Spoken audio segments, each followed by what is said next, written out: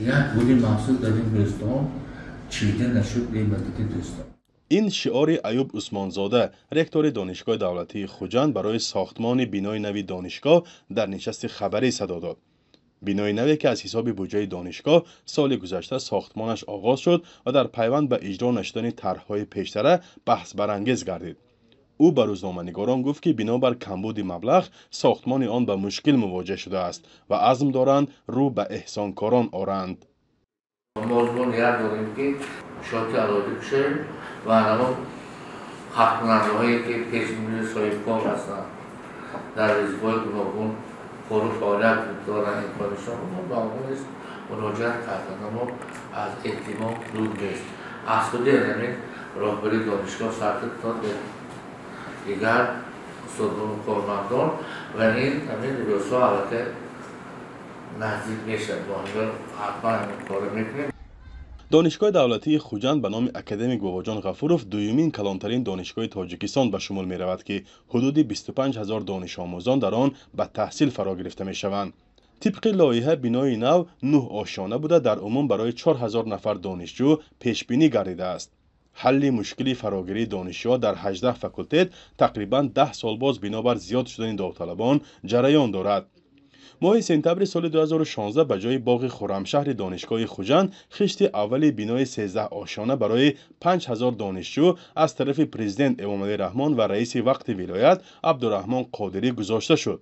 آن زمان سامانه پرزیدنت نوشته بود که در اساس لایحه طرح ریزی شده مساحت بنا 1 هکتار را تشکیل داده مهلت ساختمان آن از 3 تا 5 سال را در بر میگیرد. ولی با گذشت این سالها ساختمان حتی شروع نشده و آن طرح اجرا نگردید. رهبران ساختمان و معماری حکومت ولایت مشکل را به نبودن پول ربط داده بودند. مبلغ آن باید از بودجه وزارت معارف و علم جدا میشد، اما رکتور کنونی دانشگاه مسئله را در خطا بودن طرح لایحه کشان میداند.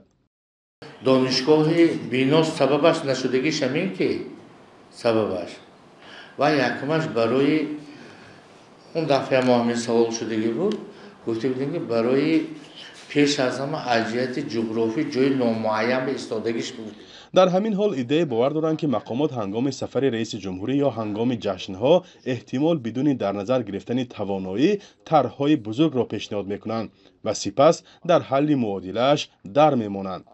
ولی بنیاد بینای نوی 9 آشیانه که از حساب دانشگاه باید ساخته میشد و دیگر باره به مشکل مالی گرفتار شده است، به قول مدیر آن تا جشن 35 سالگی استقلالیت دولتی با استفاده راه‌های دیگر عملی کرده می شود. تنها این ساختمان دانشگاه با نفوذ تاجیکستان نیست که از حساب پول مردم ساخته می شود. در سال 2024 بیش از 40 مؤسسه تعلیمی شهر و نواحی ولایت سوخت از حساب ساکنان و والدان تعمیر و از نو سازی می شود. اینچنین چندین صاحبکاران محلی برای تامین درسخانه عزم کردند که در منطقهشان بینای مؤسسه تعلیمی بنیاد کنند.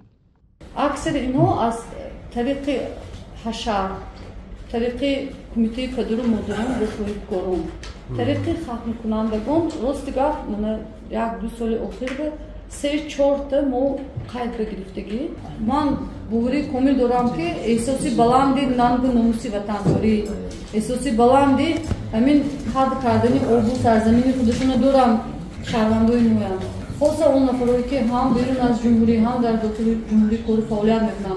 ما همین مسئله 2-3 سال آخر سخت اهمیت داده کردیم. ساختمان و از نوسازی چند مکتب دیگر هم از حساب حکومت‌های محلی و سازمان‌های بین‌المللی جریان دارند، ولی نظر به تشبث ساکنان به مراتب کمتر است. این در حالی است که تأمینات اهالی با آموزش از وظیفه اولین درجه حکومت و دولت حسابیده می شود و مسئولان وزارت معارف و علم میگویند که با دست دادن امکانات مبلغ بودجه سال به سال این مشکل حل می شود.